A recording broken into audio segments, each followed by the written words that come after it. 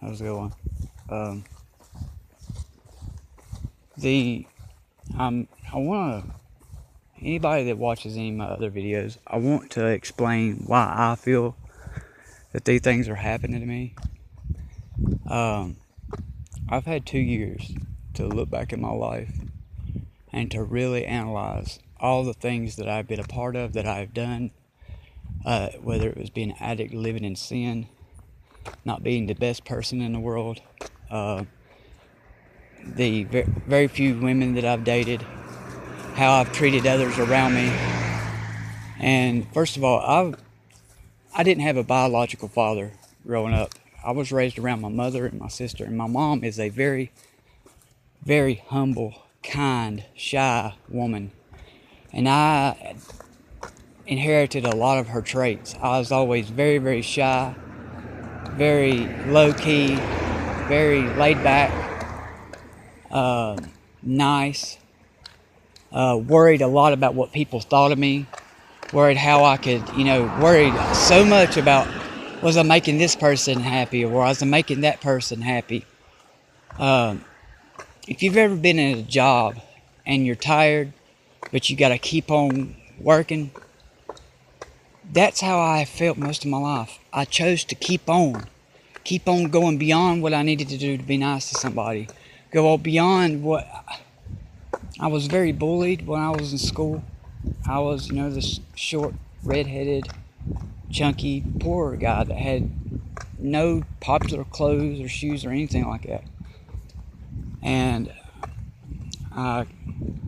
ever since I was little, I've always read my Bible. I've always been on my knees praying for God to either give me a dad or to be my dad, to show himself to me, to as far back as I can remember. And after looking at my past up until this point, I could not find anything to where I had done something so bad, so egregious, so whatever, to be treated like I'm being treated. There's one thing to be tested or to be in trial, spiritual warfare. It's another thing for someone to try to scare you, intimidate you, to silence you, to gag you, to torture you, because they're scared of what you know, and they're scared of what you'll do to them because you know and have evidence against them.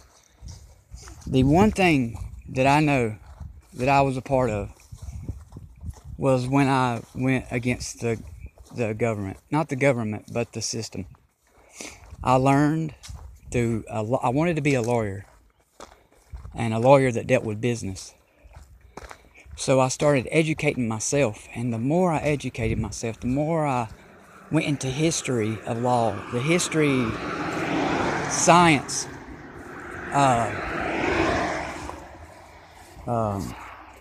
biology, chemistry, everything that I could ingest. So knowledge is power, but knowledge of this world isn't nothing compared to the power of God. And I can see now where I was being trespassed against, manipulated, tried to be set up by people that I love and trusted around me, that I cared for and wanted to be in my life.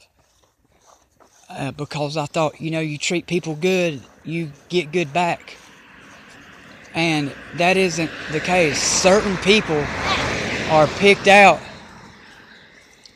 to be treated a certain way and to be used. And I had know about none of this. And a lot of y'all won't until certain things start happening to you, and you can look back on your life and see who was playing what characters, and who was sowing in your life, and who was planting things in your soul.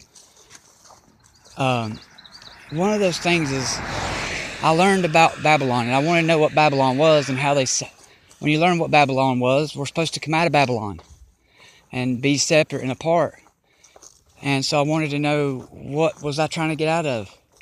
And what is Babylon? What do they do? And it has to do with commerce, business, buying and selling, trade, stock market, banking. And what that is when you buy and sell the soul of a man. or women, children, trafficking, human trafficking, actually soul trafficking. And I figured out, like, how do they do that? And they do it through word magic and contract.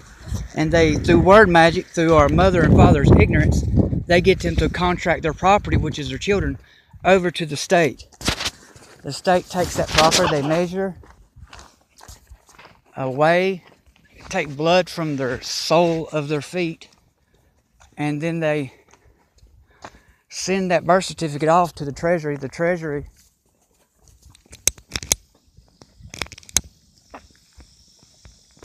creates a trust. And a trust is a trilateral, a tri-being entity. A trust has a beneficiary, an executor, and a trustee. If you owned an estate and you had a lot of money and houses and stuff, you would go to a bank or somewhere and they would be the trustee and they would hold that trust in trust. The executor would appoint this to this person, this to that person, and the beneficiary receives the riches or the benefit of that. What they do is they point themselves as beneficiary and executor, and you the trustee. And every time you go to court, they do the same thing. Alright? So when you go to court, you don't know who in that court on the other side of that bar is the trustee, the beneficiary, or the executor. You have no idea.